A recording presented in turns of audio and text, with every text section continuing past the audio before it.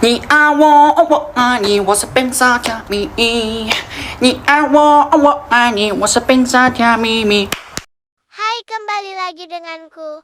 Kali ini aku akan membahas tentang industri perbankan dan keuangan. Pembukaan. Dunia keuangan telah mengalami perubahan signifikan akibat digitalisasi, dengan masyarakat yang kini lebih mengandalkan transaksi berbasis teknologi daripada uang tunai. Di era yang serba bisa, cepat dan praktis ini, layanan perbankan dan keuangan perlu beradaptasi. Pertama, kita harus memahami apa itu bank. Bank adalah lembaga keuangan yang menghimpun dana dari masyarakat dalam bentuk kredit atau bentuk lainnya untuk meningkatkan taraf hidup rakyat. Lalu, ada jenis bank. 1. Bank sentral adalah lembaga keuangan milik bank umum, tetapi berperan sebagai pengatur dan pengawas perbankan. Di Indonesia, Bank Sentral adalah Bank Indonesia. Lalu ada fungsi bank sentral. Pertama, mengatur dan menjaga stabilitas nilai rupiah. 2. Mengatur kebijakan moneter. 3. Mengatur dan mengawasi sistem pembayaran. Lalu, ada prinsip kegiatan usaha. Pertama, independensi. Kedua, kehati-hatian. Ketiga, stabilitas ekonomi. Selanjutnya ada bank umum. Bank umum adalah bank yang melaksanakan kegiatan usaha secara konvensional atau berdasarkan prinsip syariah dan memberikan jasa dalam lalu lintas pembayaran. Lalu ada pula fungsinya, yaitu pertama, menghimpun dana, 2. Menyalurkan kredit, 3. Memberikan jasa perbankan. Yang ketiga yaitu BPR atau Bank Perkreditan Rakyat. Bank Perkreditan Rakyat adalah bank yang melaksanakan kegiatan usaha secara konvensional atau syariah, tetapi tidak memberikan jasa dalam lalu lintas pembayaran. Fungsinya untuk menghimpun dana masyarakat dan memberikan kredit skala kecil atau UMKM. Selanjutnya, ada pemanfaatan produk dan fasa perbankan. A. Produk perbankan. Pertama, ada tabungan, giro, dan deposito. Ada pula manfaatnya, yaitu menyimpan uang dengan aman, mendapat bunga atau baku hasil, dan kemudahan transaksi. 2. Produk kredit, seperti kredit konsumtif, kredit produktif, kredit investasi.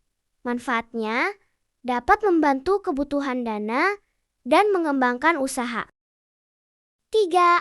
Ada jasa perbankan seperti transfer, ATM, internet banking, dan mobile banking.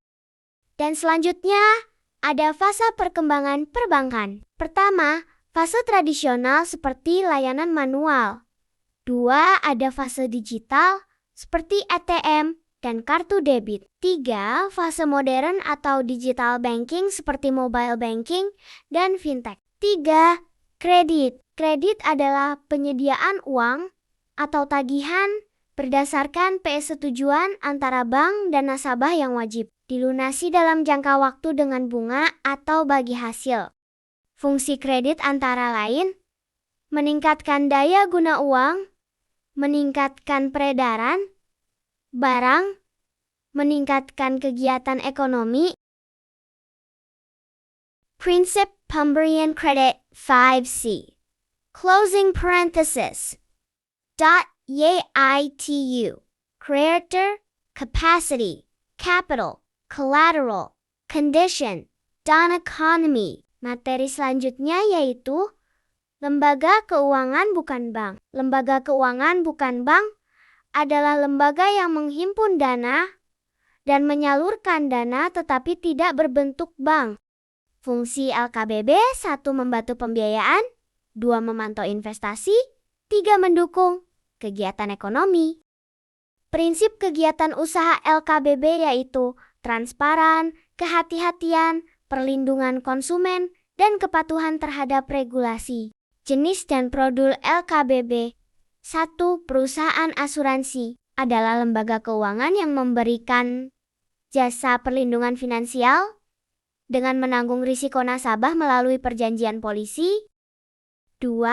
Penggadaian adalah segala usaha yang mencakup pemberian pinjaman dengan jaminan, barang bergerak, jasa taksiran, dan jasa lainnya. Leasing perusahaan pembiayaan adalah lembaga keuangan bukan bank yang kegiatan utamanya memberikan pembiayaan kepada nasabah dalam bentuk penyediaan barang modal atau dana tunai. Dan yang terakhir, pasar modal adalah sistem yang mempertemukan pihak yang membutuhkan dana jangka panjang seperti perusahaan atau dana pemerintah dengan pihak yang ingin menginvestasi modalnya melalui perdagangan instrumen keuangan.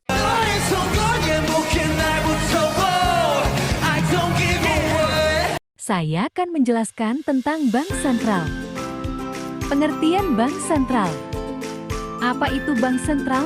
Bank Sentral adalah lembaga keuangan milik negara yang memiliki tugas utama mengatur dan menjaga stabilitas sistem keuangan milik negara.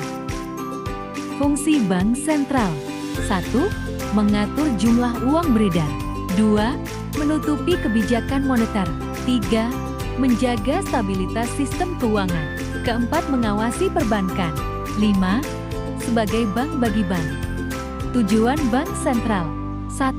Menjaga stabilitas nilai mata uang. 2. Menjaga kestabilan sistem keuangan. 3. Mendukung pertumbuhan ekonomi yang berkelanjutan. Dan ada 5 ciri-ciri bank sentral yaitu: 1. Dimiliki oleh negara. 2. Tidak mencari keuntungan. 3. Memiliki kewenangan mencetak uang. 4. Bersifat independen. 5. Fokus pada stabilitas ekonomi. Kesimpulan dari Bank Sentral: Bank Sentral adalah lembaga kunci dalam perekonomian yang berfungsi mengatur kebijakan moneter, menjaga stabilitas keuangan negara.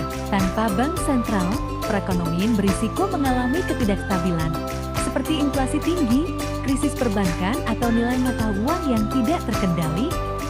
Selanjutnya adalah OJK. Apa itu OJK? Otoritas Jasa Keuangan OJK adalah lembaga independen yang diatur dalam Undang-Undang Nomor 21 Tahun 2011 untuk mengatur, mengawasi, dan melindungi sektor jasa keuangan. Tujuan utamanya adalah memastikan seluruh kegiatan keuangan teratur, adil, transparan, dan akuntabel, serta melindungi kepentingan konsumen dan masyarakat. Wewenang OJK: pengaturan, menetapkan peraturan pelaksanaan Undang-Undang OJK, peraturan perundang-undangan di sektor jasa keuangan, pengawasan, melakukan pengawasan offsite dan onsite terhadap lembaga keuangan, penegakan hukum, memberikan sanksi administratif, perintah tertulis, dan melakukan penyidikan terhadap pelanggaran sektor keuangan.